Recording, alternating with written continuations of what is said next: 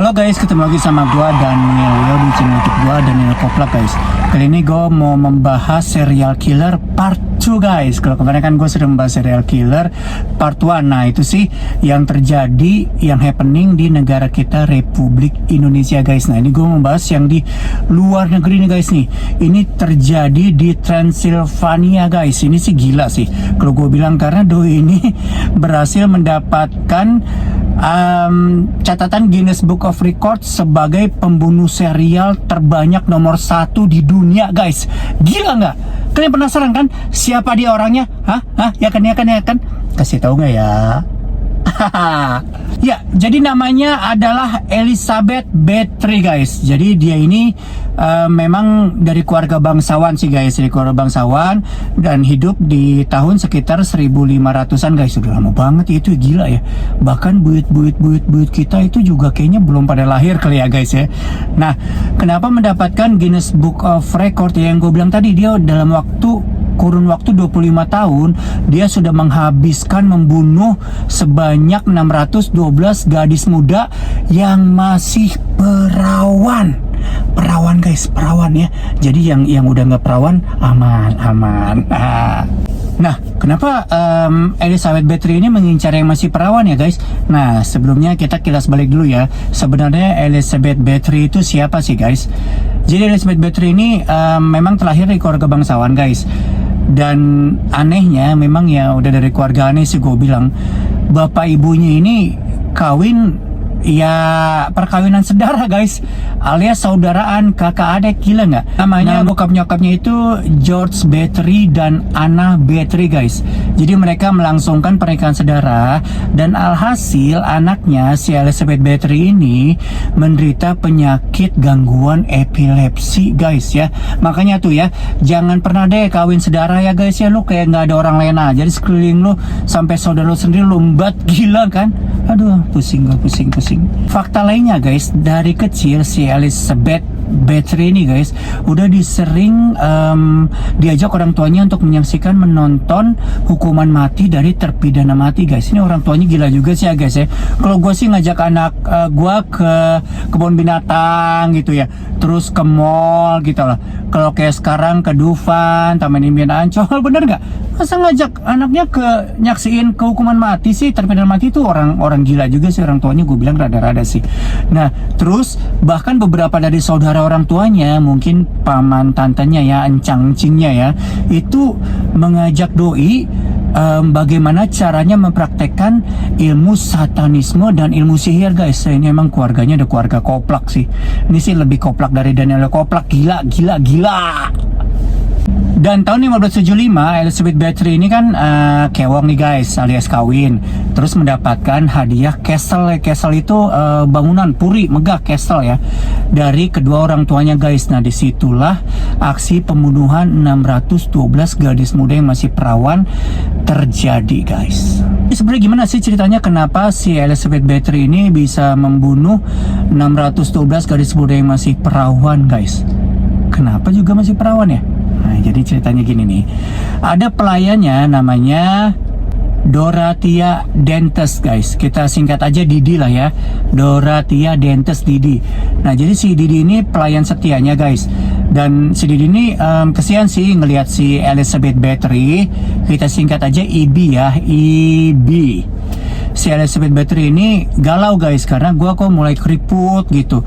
Gue mulai tua, mulai keriput.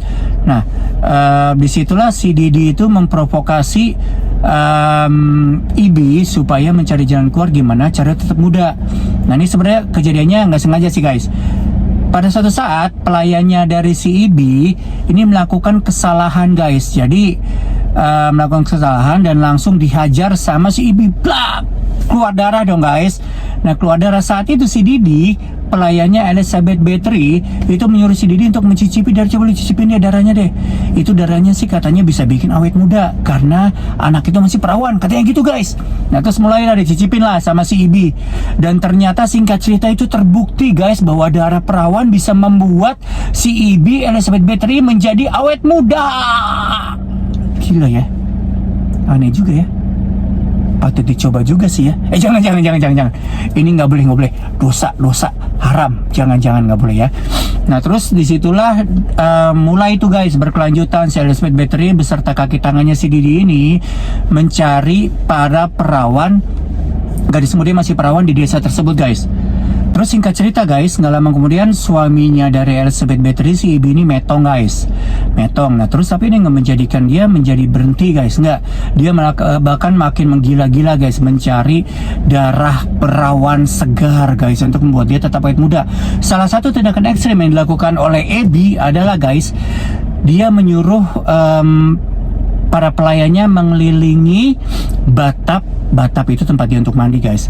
Jadi para pelayannya itu digantung guys ya, para pekerja digantung, terus urat nadinya dipotong guys, terus digantung terbalik, terus urat nadi itu kan pada netes guys, netes ke batapnya, ke bak mandinya si Elizabeth Bathory. Itulah darah yang dia pakai untuk mandi guys.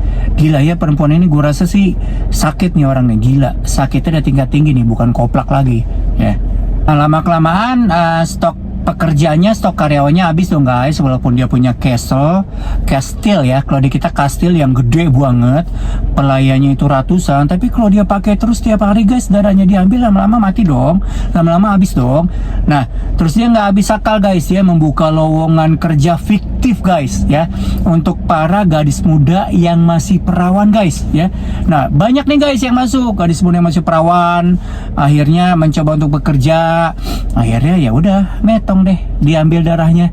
Ya masih perawan, hati-hati ya guys ya, kalian hati-hati, jangan sampai terpengaruh oleh ajakan yang menggiurkan seperti itu ya. Nah terus akhirnya lama-lama stok gadis desa yang masih perawan habis tuh guys. Nah terus si ibu ini Elizabeth Bathory mutar otak nih, caranya dapat dari mana ya perawan yang lain ya. Nah akhirnya dia pikir, gua embat bangsawannya deh, tapi dia membatnya bangsawan rendahan guys, mungkin biar powernya nggak gitu gede ya.